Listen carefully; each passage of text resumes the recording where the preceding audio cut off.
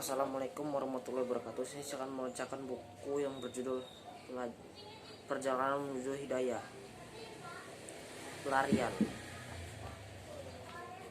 Bertakwalah kepada Allah, karena ketakwaan bila menyentuh hati seseorang akan membawanya ke tujuan. Bukan pahlawan orang yang merampok di tengah jalan. Orang yang bertakwa kepada Allah itulah sesungguhnya pahlawan. Setiap kali bayanganku melayang kepada Abdullah, kulihat sosok yang tinggi menjulang menyentuh awan. Ia adalah seorang yang telah menyerahkan hidupnya sebagai tebusan bagi Islam. Pada zaman di mana sebagian orang bersikap kikir meski hanya menimbangkan 1 rial saja, dalam diri lelaki itu segalanya tampak besar, cita-cita, tekadnya, komitmennya. Pada masa yang penuh kelemahan dan keloyohan, ia masih menyimpan cita-cita sebagai lelaki. Pada masa terjadinya banyak penyimpanan, kita dapati dalam dirinya sikap konsekuen.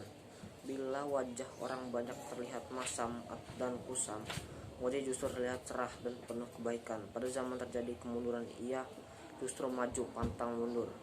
Banyak hal yang melenakan dan bermacam-macam jumlahnya, namun ia tetap sebagai pemuda yang teguh dan konsekuen. Di kedua matanya terlihat cita Islam. Ia tidak menengok ke kiri dan ke kanan untuk mencari dunia, karena yang menjadi tujuan hatinya adalah mengangkat kebesaran Islam. Ia hanya menghabiskan masa liburnya untuk berkhidmat kepada kaum muslimin. Pada masa muda, ia memberi satu jawaban. Seekor rusa bertanya kepada kami tentang kehormatan. Apakah kamu menyukai kerinduan di mata seorang anak kecil perempuan? Aku katakan, aku tidak tertarik kecantikan luar belaka. Aku juga tidak memandang cinta itu sebatas mata yang jalang. Yang aku sukai adalah hati yang lapang dan nyaman, membawa kematian dan menjadikan maut sebagai kebanggaan. Setelah mengetahui rahasiaku, sang rusa bertanya, apakah engkau hanya menyukai bedil belaka? Karena ia baru meletakkan bedilnya 2 hari yang lalu. Seusai tiba dari medan jihad, aku pun begitu gembira dengan kedatangannya. Aku sedang melihatnya, namun ia justru menanggapi kegembiraanku dengan nada sedih. Allah belum memuliakan aku untuk mati sebagai syahid hingga saat ini. Apakah syahid itu diberikan kepada setiap orang yang menghendakinya? Karena saat ini aku tidak sedang membawa bedil. Aku hanya membawa buku-buku untuk dibagi-bagikan di sana. Buku-buku akidah, buku-buku tauhid, dan buku-buku fikih. Karena mereka amat membutuhkan sekali para guru dan dai-dai. Aku tidak menemui kesulitan dalam membagikan buku-buku tersebut, tetapi kesulitan justru untuk mendapatkan orang yang bisa mengajarkannya. Di sebuah puncak perguruan di daerah itu, di sebuah puncak pegunungan di daerah itu, kami selesai membagi-bagikan buku di sebuah kamar yang disebut sebagai sekolah. Mereka mengabarkan bahwa beberapa pesawat menghujani lokasi itu dengan bom. Senjata-senjata kami tidak mampu menandingi besi-besi terbang tersebut.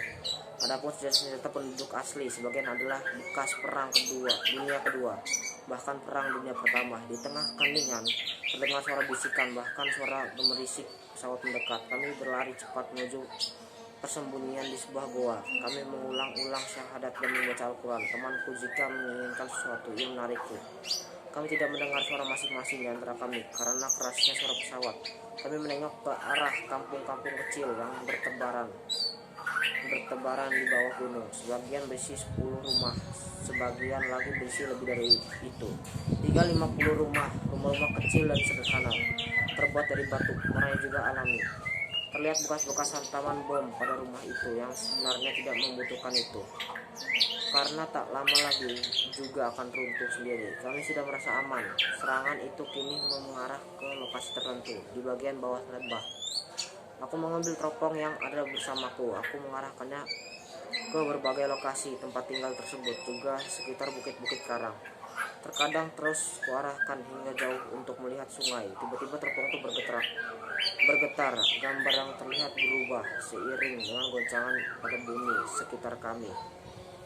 Sebuah kondisi yang sulit digambarkan, amat dahsyat dan menyesakkan dada. Aku teringat dengan sabda Nabi ketika dirinya, kenapa kaum mukminin mendapat fitnah dalam kuburnya kecuali orang yang mati syahid? Beliau menjawab, cukuplah kelebatan pedang di atas kepalanya yang mati syahid sebagai fitnah, cobaan. Saat-saat genting dan masa-masa sulit pun terjadi. Bumi bergoncang, langit menurunkan hujan peluru. Kami berada di antara keduanya. Bencana apa ini? Sebagian orang membayangkan masa-masa tenang, aman dan tentram di negerinya. Sebagian di antara mereka ada yang seolah-olah melihat putra atau putri yang memanggil untuk kembali. Itulah godaan dunia, godaan kematian. Namun seorang mukmin menjawabnya dengan tegas dan teguh. Sungguhnya Allah telah membeli dari kaum mukminin jiwa dan harta mereka bahwa mereka akan mendapatkan surga di tempat ini.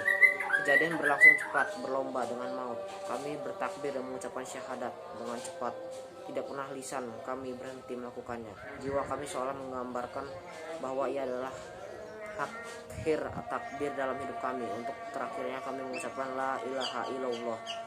Aku menggerakkan kelopak mataku. Ternyata kampung terdekat sudah mulai dihujani oleh bom. Gulungan-gulungan asap mulai meninggi, bercampur dengan tanah dari arah timur kampung. Ada sebuah rumah menyendiri dengan 1 atau 2 kamar yang berukuran kecil, letaknya jauh dari kampung tersebut. 50 meter dari arah gunung. Ketika kampung itu bergetar dan rumah-rumah runtuh, tiba-tiba keluarlah seorang wanita dari rumah itu. Siapa dia? Telanjang, tidak berpakaian, tidak memakai alas kaki. Ia berdiri dengan kencang, tidak tahu kemana harus mengarah dan kemana harus pergi. Rasa takut telah menyebabkan dirinya hilang ingatan, tidak memiliki kesadaran lagi. Ia mengarah ke kiri dengan langkah-langkah cepat, namun mengarah ke kiri. Namun kemudian ia berlari ke kanan. Tak berapa lama kemudian ia disusul oleh anak putrinya yang belum berusia 5 tahun. Saling berlari dan berlari. Urusannya adalah hidup dan mati, masing-masing mengurus dirinya sendiri. Sang anak berlari kencang ke arah kiri hingga membentur batu besar dan terjatuh. Beberapa menit kemudian debu-debu mulai memudar dan suara-suara mulai hening. Kami turun dari gua. Aku memikirkan keadaan yang mencekam di hari ini. Hari ini di mana seseorang berlari meninggalkan saudara-saudaranya, ibu dan ayahnya, istri dan anaknya, masing-masing pada hari itu sudah memiliki urusan yang menyibukkannya. Surat Abasa ayat 34-37. Cukup sekian yang saya bacakan. Saya akhiri, wassalamualaikum warahmatullahi wabarakatuh.